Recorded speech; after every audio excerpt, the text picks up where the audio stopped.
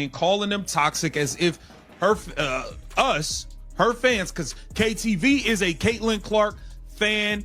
She's my favorite basketball player to watch, male or female. Point blank, period. Now she's calling us toxic for saying the obvious about the sabotage that was going on in this league and how this woman has been targeted since before she even stepped foot in it, all while Stephanie White wants to ignore the facts of what the other players in this league have done, from disrespecting fans, starting fake. All right, get ready for this, because Stephanie White's statements practically plunged the WNBA into a whole cyclone of panic. She publicly referred to fans as toxic rather than making a casual remark. A clear, unmistakable shot that many people took right away to mean that Caitlin Clark's passionate and steadily expanding fan base was the target.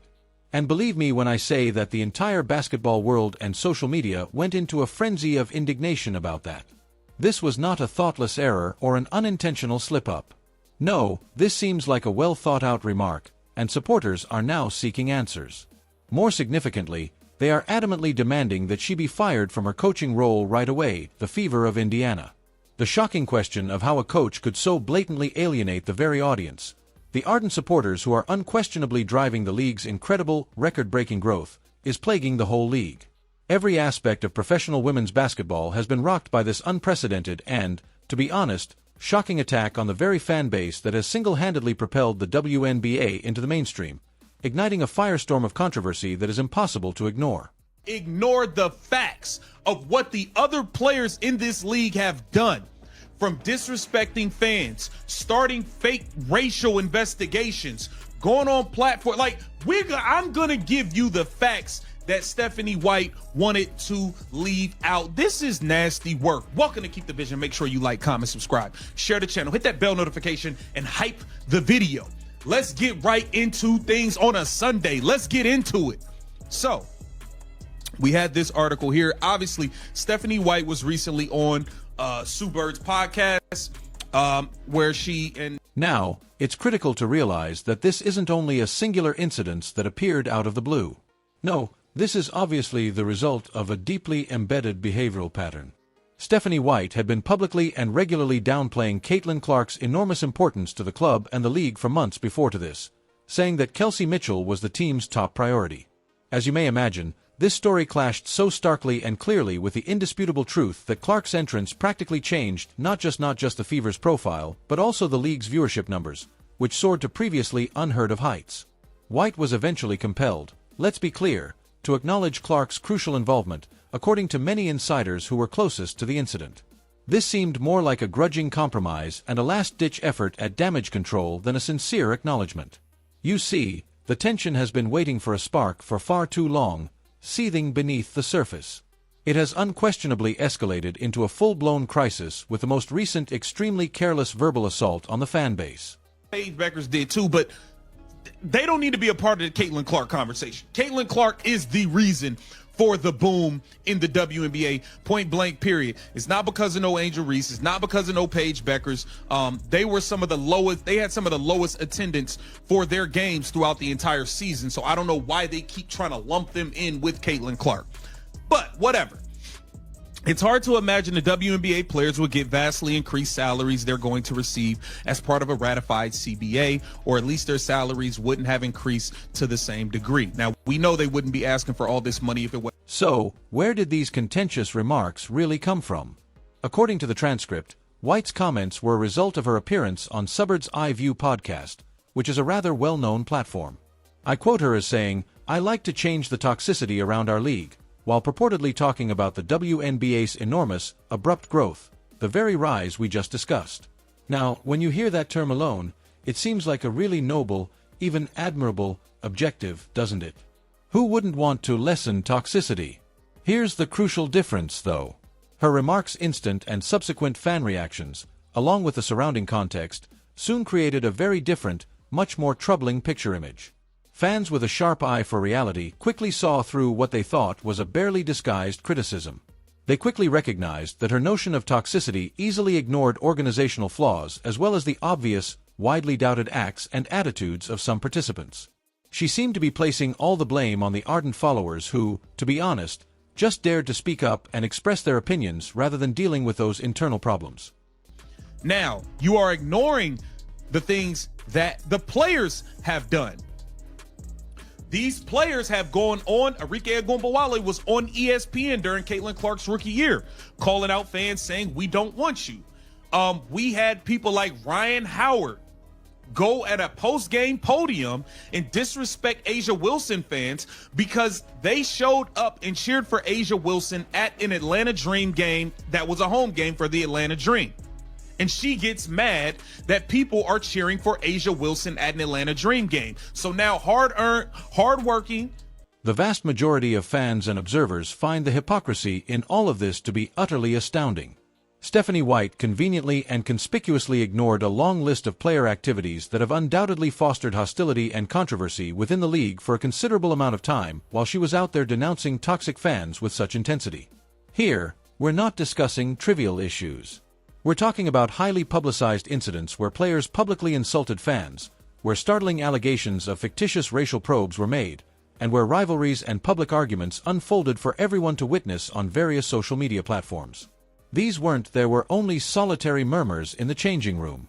No, they were well-known, indisputable instances that actively and considerably added to the already unstable and frequently unpleasant environment surrounding the league. However, it is noteworthy that White's public criticism of these very behaviors seems to entirely elude her, which raises reasonable concerns about her true motivations. My friends, the double standard in this situation is not only obvious but, to be honest, difficult for anyone with an impartial perspective to overlook. To go to a basketball game can't cheer for who they want to cheer for. So she's mad that she was disrespecting fans for cheering for A'ja Wilson, but in the same breath,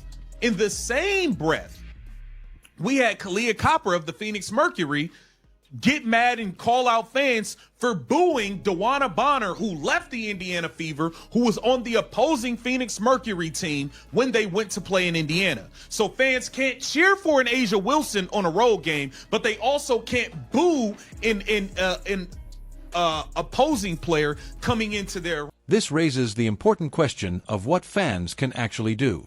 Better yet, what actions have fans taken? Let's fast go back in time to before Caitlin Clark ever set foot on a WNBA court. The league was unquestionably replete with internal intrigue and seething resentment even at that time.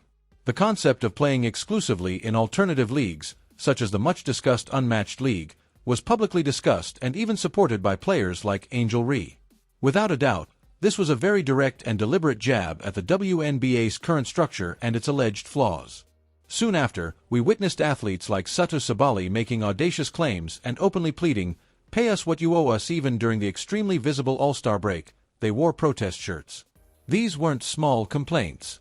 These were unmistakable, highly visible indicators of pervasive problems that were already present in the player community and, to be honest, in the league's own infrastructure. And all of this was taking place before the so-called toxic fans, many of whom are now on Caitlin Clark's side, even started to express their annoyance. The handy narrative of fan-induced pandemonium is not only faulty when you consider the whole picture. It is a clear and serious distortion of the facts. Wilson on a road game, but they also can't boo an opposing player coming into their arena. What can fans do? We've seen all types of fans be called racist. Black fans of Caitlin Clark, like myself, be called the raccoons, all types of stuff. These people come at the fans all the time. The players. You never address the things that these players have done to contribute to any negativity around the league. You never do that.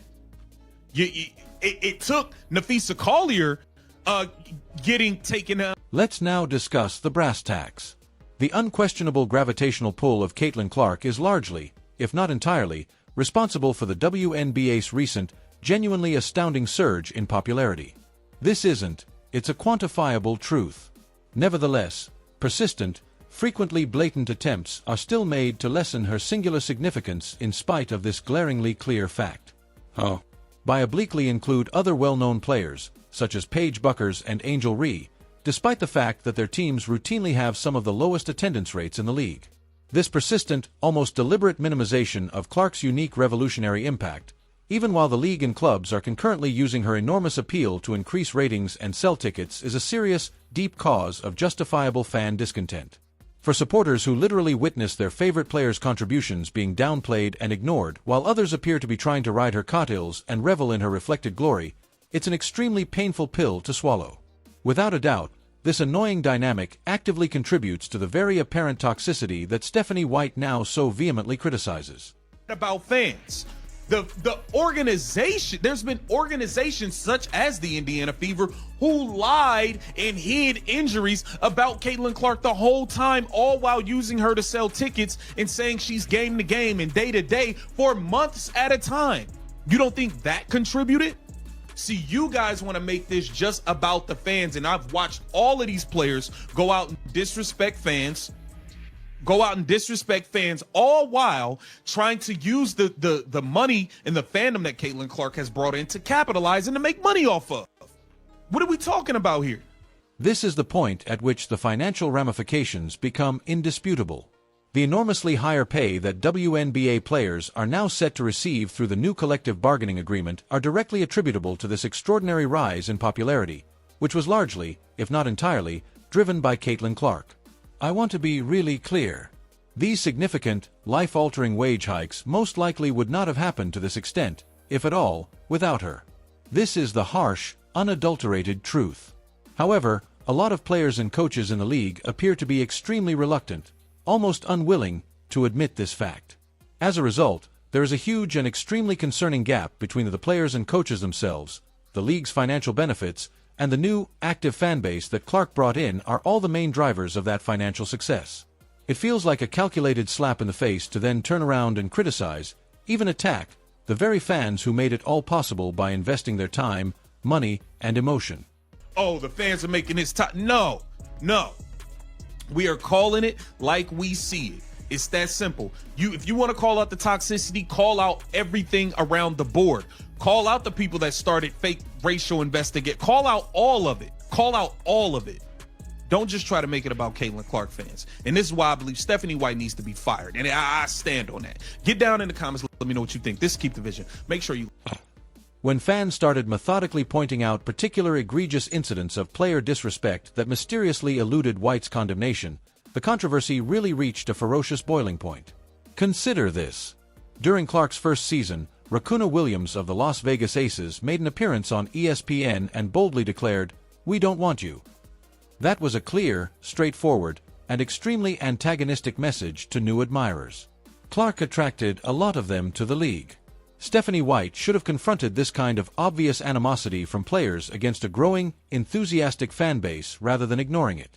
Rather, she decided to concentrate her criticism and attention on the fans that fervently support their favorite athletes and only want to enjoy the game. In this instance, the hypocrisy is absolutely stunning. Then there was Ryan Howard of the Atlanta Dream, who openly insulted A.J. Wilson's supporters. A.J. Wilson, a famous athlete, for merely supporting their idol at a dream house. Just picture that. Fans were essentially told they couldn't support the team they wanted to support after spending their hard-earned money to attend a professional game. This was not an isolated, one-time event. It was a blatant display of what many saw as athlete entitlement and a total disdain for the paying spectators, who are the lifeblood of any professional sport. Athletes who conduct in this way directly contribute to a hostile and unfriendly atmosphere. White, however, stayed conspicuously mute about these particular player behaviors while vehemently denouncing fan reactions. Kalani Brown of the Phoenix Mercury was another victim of the double standards. As is typical in sports, spectators jeered former Indiana Fever player Johnny Carrington when she returned to Indianapolis with the other team. For this, Brown openly chastised the fans. Let me clarify this. On the road, fans are not allowed to support an enemy star like A.J. Wilson or even jeer a former player who has left their team. What specifically should fans do to avoid being called disrespectful or toxic right away? This conflicting, perplexing, and blatantly the WNBA community only becomes more tense, resentful, and divided as a result of players' pompous gatekeeping. Furthermore, this goes beyond isolated instances of player-fan conflict. This becomes much more gloomy. Black supporters of Caitlin Clark, including the content creator who courageously revealed White's remarks, have faced hateful charges and have even been called raccoons by certain members of the WNBA player community. Stephanie White and others lazily and problematically ignore a far deeper, far more subtle, and frankly terrifying form of toxicity, which is indicated by this targeted, extremely offensive harassment coming from within the league. The fact that supporters who merely show support for a player are subjected to such nasty and racist insults is a startling reality. From those they look up to, the WNBA establishment and several players persistently propagate the idea that fans are the issue. Let's examine the facts, though. Caitlin Clark was the most egregiously fouled player in the league because of the players. A startling figure that says it all about the hostile, frequently unwarranted treatment she endured on the court. This violent, frequently unpunished action was a major factor in the legitimate outrage of the fans, who legitimately questioned the refereeing and the obvious targeting of a great player. It would be entirely inaccurate and blatantly defensive to blame supporters for responding to such clear injustice and for pointing out glaring double standards accountability. In addition, let's focus on the Indiana Fever organization.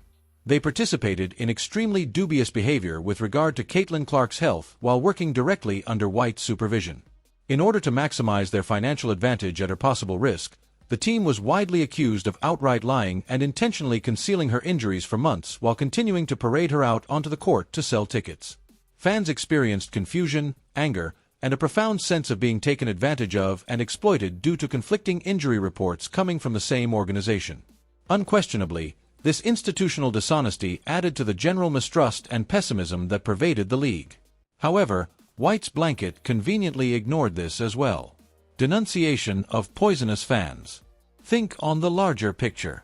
Naturally, player salaries are a major topic of intense discussion in the WNBA's current critical negotiations for its new collective bargaining agreement.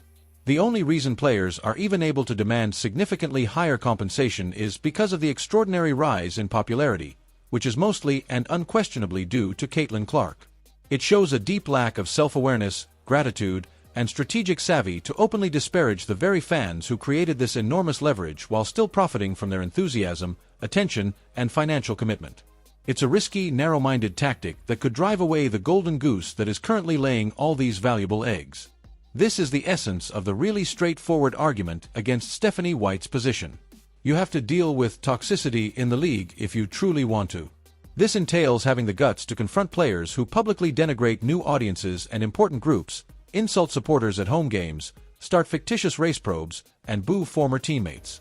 It entails holding companies responsible for fabricating injury reports, possibly endangering players' health, and treating athletes more like commodities to sell tickets than as prized assets.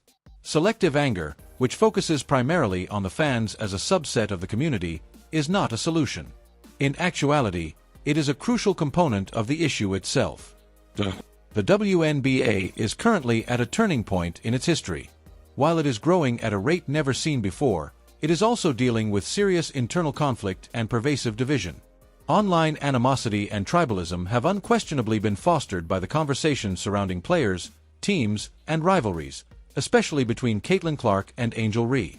However, Stephanie White's strategy of blaming and isolating fans not only completely fails to address the underlying causes of the league's problems, but it also actively exacerbates the divisions already present, turning an amazing opportunity into a furnace of animosity and further alienating the very people required for long-term, sustained success. White's foolish comments have created a distinct, polarizing line in the sand rather than creating a welcoming, inclusive atmosphere, successfully communicating to a sizable and fervent segment of the fan base that their zeal, devotion, and enthusiasm are just unwanted. This is not at all how you create a strong, successful league, my friends. It all comes down to how you drive away the very passion, energy, and investment that keep it going. Unity, not divisiveness, is what the WNBA needs. Additionally, it sorely needs leaders, including coaches, who are prepared to address problems from all angles, not just those that are politically convenient to condemn. Without a doubt, her actions have made the WNBA's most devoted and quickly expanding supporters a huge target. There is more to the demand for Stephanie White's dismissal than just rage.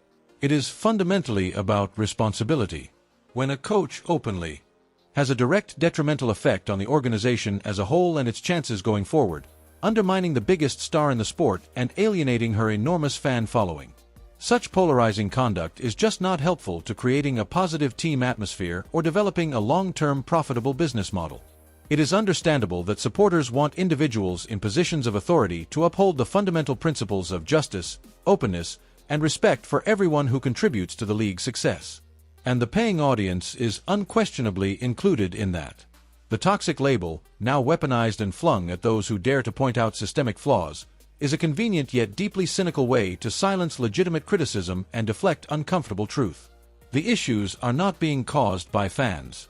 All they are doing is reflecting back what they see: unfair treatment, obvious organizational errors, and obvious player double standards. Dismissing their legitimate worries as mere toxicity would be a willful denial of reality and a continuation of the very problems endangering the long-term viability and expansion of the WNBA. Perhaps the true toxicity lies in the obstinate refusal to own up to one's own shortcomings and to place the blame elsewhere. In the end, Stephanie White's extremely contentious remarks regarding toxicity have clearly revealed a lot of greater divisions inside the WNBA, compelling the league to make a difficult decision. Will it continue down this path, alienating them with selective blame and unacknowledged internal flaws, or will it genuinely embrace its increasingly diverse and highly vocal fanbase, listening to their legitimate concerns? The entire future of women's professional basketball depends on this crucial juncture, and the overwhelming call for White's dismissal marks a significant turning point where fans are demanding real accountability and respect from all levels of the OK rather than just being passive spectators.